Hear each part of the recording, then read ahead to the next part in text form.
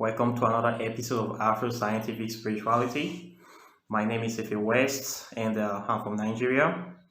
Today I'll be talking about the topic of pouring of libation and basic introduction to necromancy.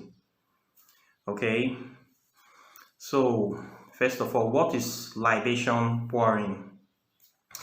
Libation pouring is a very integral and popular aspect of African traditional spirituality. It simply involves the process of communicating with our ancestors. These are people that have come before us and they have passed away. It is a form of remembrance and at the same time communicating with them. And we do this very often in African traditional societies.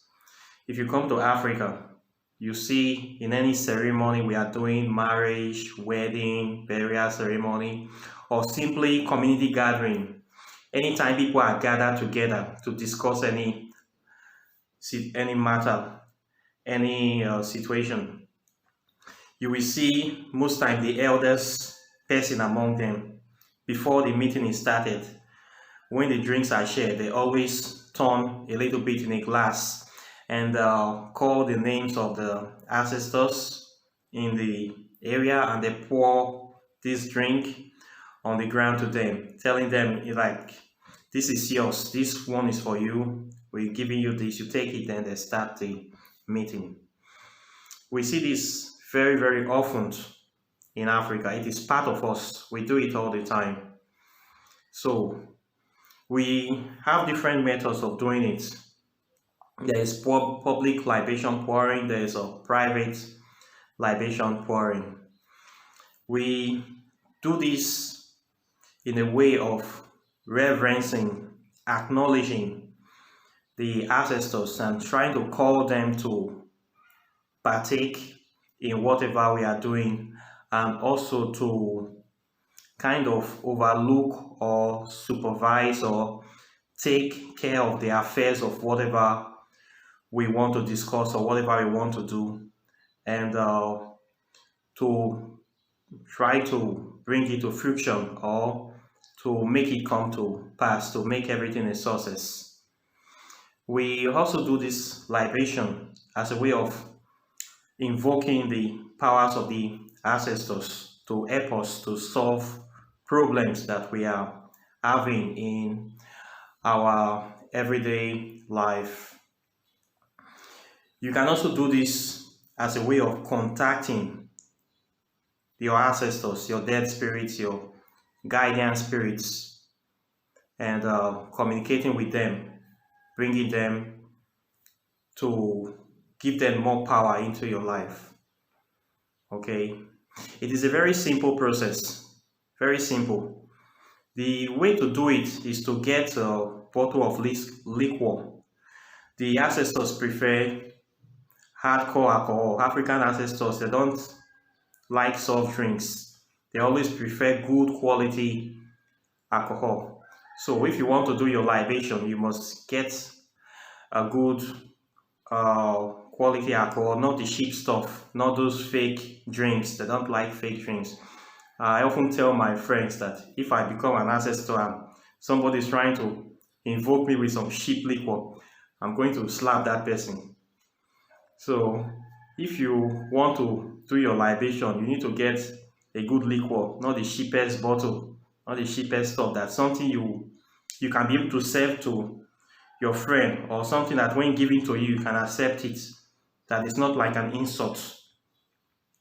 Okay, you get that kind of alcohol.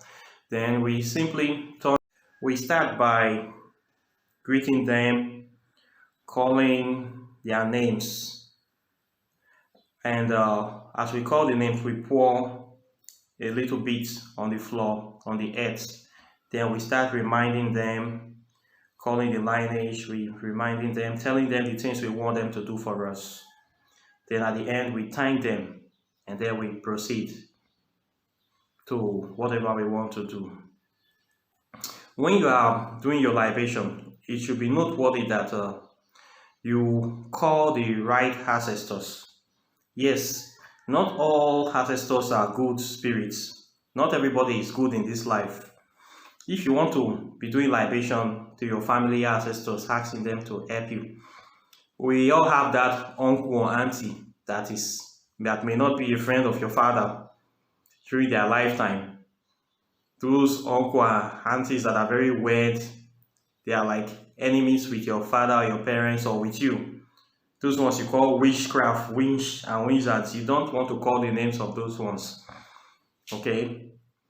We don't call the names of our enemies in libation. You only call the names of spirit that you know that they have your interests at heart. Because whatever spirits you are calling, you are empowering them. Whenever we pour water or we give drink to, or food or attention to some deity or anything you give your attention, you give it life. You are giving it energy. So when we're doing these libations, we are actually feeding those forces, those invisible forces. We are actually giving them power. We are actually giving them life. And we are actually inviting them into our life. We are inviting them to take active parts in our life. We are calling them to us. We are trying to walk with them. So you should know the kind of spirit you want to call into your life. We have different spirits with different characteristics. So you don't really want all kind of spirits to be in your life. Not all of them are good people. If you have some kind of crazy uncle or auntie that are into some kind of stuff you don't like during their lifetime, maybe they might be drug addicts, or maybe they can be kind of dubious in their lifetime. You really don't want to be calling those kind of spirits to come to you, because they are going to bring those dubious characteristics into you, except you want to deal with those kind of characteristics.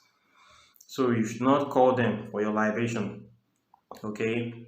There are some ancestors in Africa that have walked against the continent, that have sold us out, that are actually traitors, sold us out to our enemies, put us into captivities. We know them. Those kind of ancestors, we don't call their name. Those are the people we wish to forget. We just want them to wipe them off from history, wipe them off from our memory, because they did not contribute anything positive to the development of the continent.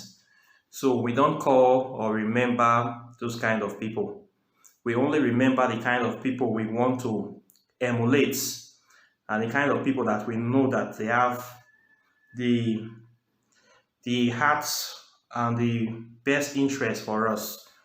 For instance, when you call in general libations, you might want to call names like Marcus Garvey, Bob Marley, Malcolm X, Martin Luther King, people like Dr. John Eric Clark, Sheikh Anta Diop. In Nigeria, I always call Fela Aníkúlápó Kuti in my libation. I call some very powerful African ancestors, freedom fighters. In my family, I call people that I know that are very, very strong. I don't call the bad people, or the ones we call fairies. I don't call those negative people. So that is how you do your libation. And it's very easy to do. You can do it anywhere, at any time. It just involves your focus. And it is also part of building your allies, your legions, spirits that you are working with in this world. So it's something that every African should be doing. But the thing is that when religion came, in order for religion to fully control you, they have to destroy that connection. They have to cut you off from your ancestors. They say that libation is evil, that you should not talk with your ancestors. So they tell you to stop paying attention to them, so that you should forget about it. They are going to die off. Then they now bring their Christian ancestors, send this, send that, that you have no connection, no physical, no spiritual connection. Some fake imposters, they say you should be calling names to those ones. You are praying to those ones. When you start calling the names of ancestors you are not connecting to, you are not connected to physically, biologically, you are only helping to empower the ancestors of your enemies. All the attention, all the libations, everything you are giving to them, you are empowering them, and those ancestors are going to protect only their children, because nobody will leave their natural children to be helping other people's children more than their own. It doesn't make sense. That you see why Africans are very, very impoverished, because we are so much in Christianity, and we have been made to believe that our ancestors are evil, and we have stopped communicating with them. We have cut off ourselves from them. So all our energy, all our money, time, we are the ones powering these ancestors of white supremacists that are oppressing us. So how can we be free? Well, we are the ones that are powering the machine that is actually putting us in prison. When you don't communicate with your ancestors anymore, your ancestors, they don't have power and energy to be able to work for you in this life, because you did not give them the tools. You are not giving them the support that they need to work in your life. So anybody that is actually telling you that your ancestors are evil, you should not talk to them. That they are dead people, their time has passed, they are demons. That person is your enemy. That is one thing you should know about your enemies. Your enemies will be first to tell you to stop talking to your ancestors. And you, as a human being, you are the incarnation or the product of a very long line of offsprings from the beginning of time, of the first inception of humans. You, as you are sitting here, as I am sitting here, I am the physical representation of a long lineage of African ancestors that have been coming since the beginning of time, giving birth and bringing children again and again and again. So right now, I have that lineage, that bloodline in my DNA. So right now, in this present time-space continuum, I am the accumulation of the footprints and struggle and embodiment of all the people that have come before me, all the bloodlines, all the Africans, or all the incarnations that have come before me. I am that physical representation. So I am right now in this physical form on this earth, now representing them while they are in the immaterial plane. You will call it the spirit plane, the spirit world, the astral plane, infernal, by any kind of name you want to call it. But right now, I'm the physical embodiment of all of them. So for me to communicate with them, I need to be acknowledging them, contacting them, giving them life, giving them attention. So if there is any group of spirits that have in all the universe that have my best interest at heart, it is the one that I am representing. It is that lineage, that root that I am from, that stock that I am representing, that I am a child of. Those ones that we are the closest spirit to me, because I am the physical embodiment of them, of millions of years of incarnation. So they have my best interest at heart, because I am the one that will bring the next generation through them to continue that line.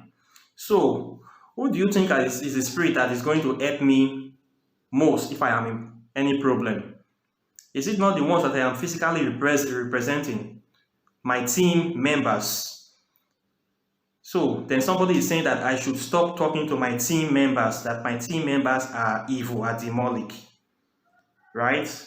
Then I should be talking to people I don't know, that I have no blood connection with, no physical connection with. I should be talking to those ones. It does not make sense. So for you to have full empowerment as a human being, you need to maintain that contact with your bloodline. It is very, very important. And we do this by libation pouring, calling them, giving them life, giving them attention. Anything you give attention to, you give it life. You give them food. We prepare food for them. We create a sacred space in our house you call a shrine. You put food for them from time to time. You put your incense, you pour your libations. The more you give this to them, the spiritual essence of those things you are giving them, they are absorbing it and they are becoming stronger. As they are becoming more stronger, they are more active and present in your life, and you are giving them more power to work for you. So, and that is the introduction to necromancy. Many people are afraid of the subject of necromancy. Necromancy is simply the act of invoking, communicating with the dead. Okay? It's no big deal.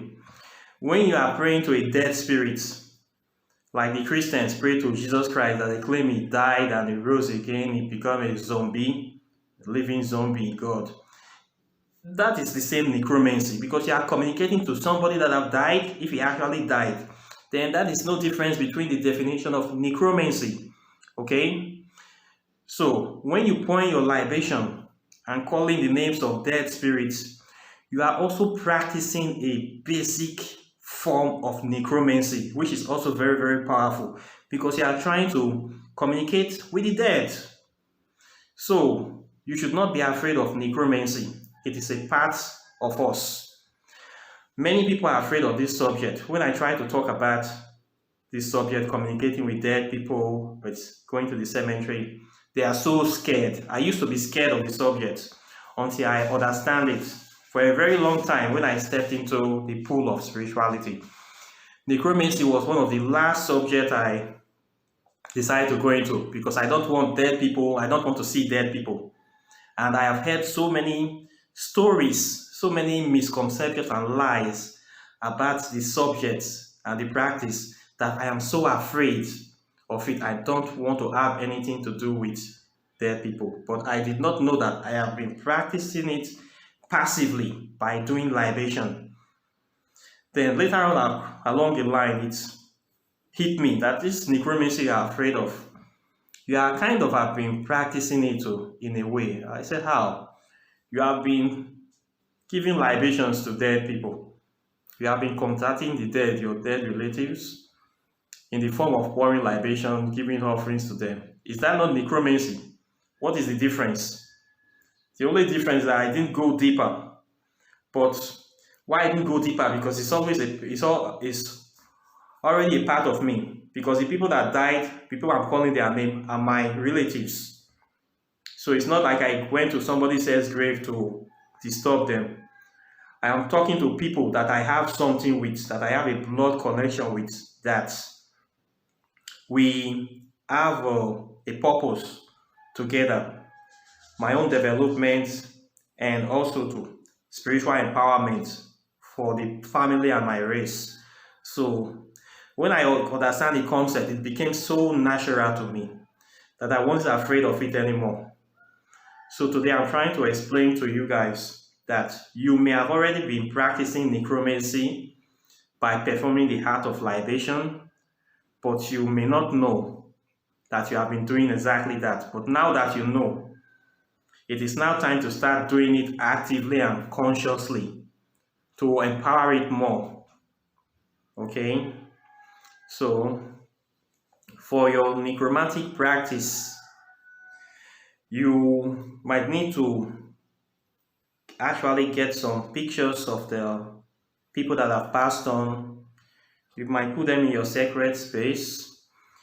You might also want to get some sand, the sand from the cemetery, and put it also in your altar as well. You can be lighting your candle on it. It also aids in your libation process, the communication process. It makes it more faster when you want to talk to your ancestors. You must have some sort of death essence.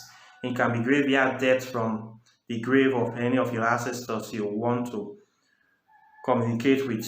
You just get the sand, put there something to represent the death essence. It is not a big deal.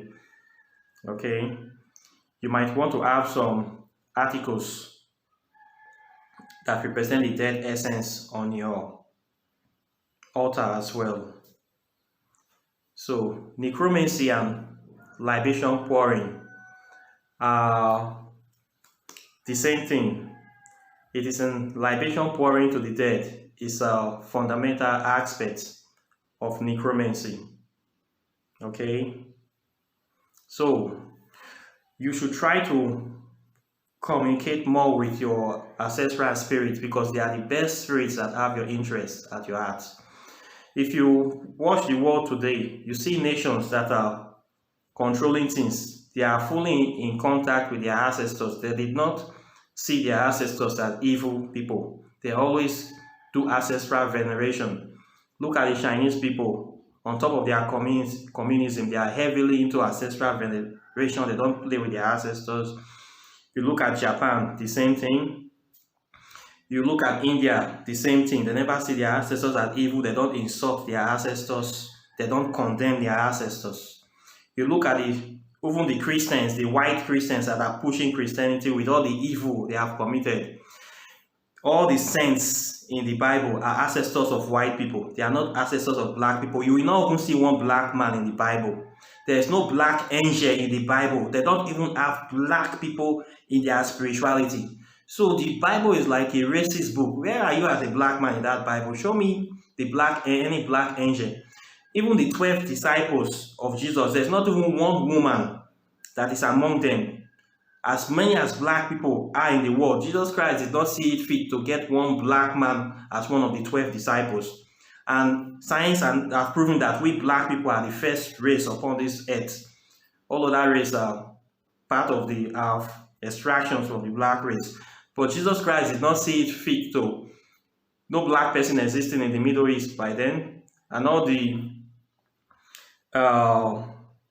names of the disciples, they are all English names. Matthew, Mark, Luke, and John are the rest. And it's supposed to be from the Middle East. So there are so many things that are lies and misconceptions. We need to connect back to our ancestors and start invoking them, start empowering them so that they can be able to walk in our life. In Africa, there is this problem that they have been made to hate their spirituality so much that many of them are suffering from serious cases of self-hatred and inferiority complex. You can claim to be from any other religion, you will be accepted by a majority of Africans. You can say you are practicing Hinduism, they will welcome you. Buddhism, they will welcome you. Zoroastrianism, anything foreign, they will welcome you. But immediately you say you are practicing African spirituality, you are the most hated black man in Africa. That is how they have been brainwashed to hate themselves. When somebody has been brainwashed to hate themselves so much that they hate their own spirituality, then that is the end for them. That is why so many Africans will have to be wiped out. And they will be wiped out because these people have already destroyed themselves spiritually by condemning themselves, condemning everything about them, everything spiritual about them. They have already been made to condemn. So the next thing is for them to disappear. And sadly, they will be disappeared by their own mentality. And that is what we are seeing today. And it's very painful. So for you to actually be strong in your practice, you must involve your ancestors. You don't know when you might need them, and you cannot ignore them. You must start empowering them. That connection that have been broken, that they have been successfully made to cut you off from them by saying they are evil, you should not talk to them. You should start calling them, feeding them. The more you give them food, the more you give them water and drinks, the more they become stronger. One day they will be so strong. When you start doing the libation, you start feeling their energy, feeling their presence more stronger. And when you start saying things, you will find out that they happen faster because now you have given them a purpose. They have brought them back from the dead. And now they are not living with you, they are walking with you, they are everywhere with you. And when you have them in your house, you have a sacred space. It also protects your house. There are sometimes we go out, you see some stray walking spirit, as a spiritual person, they will be attracted to you. And you don't need them in your life. You don't have any business. Those ghosts that are walking around aimlessly, jobless spirits that they don't know anything, they have been trapped. when they see somebody like you that is shining spiritually, they want to attach themselves. When they follow you home and they get to your house, they see that you have a legion of spirits in your altar already at home. They are going to run away because they know that this place is occupied. You have your own team, you have your own crew, and they're always in your house. So it will help to protect your house from those wandering spirits, those bad spirits that want to attach themselves to you. So altar in the house is very, very important. I'm going to do a video on the importance of having a sacred space in your house, especially for new practitioners. But if you cannot have a sacred space, you can also create one in your mind. It's all about the mindsets. Okay, so I think I will end this broadcast today. This is what I have for you. Questions and comments are welcome. I would like to know suggestions on topics you like me to talk about, spiritual topics that you want to hear, you want me to explain. You can mention them, comment on them, like and share this video, subscribe to this channel, and I wish you a very wonderful day. Take care and bye.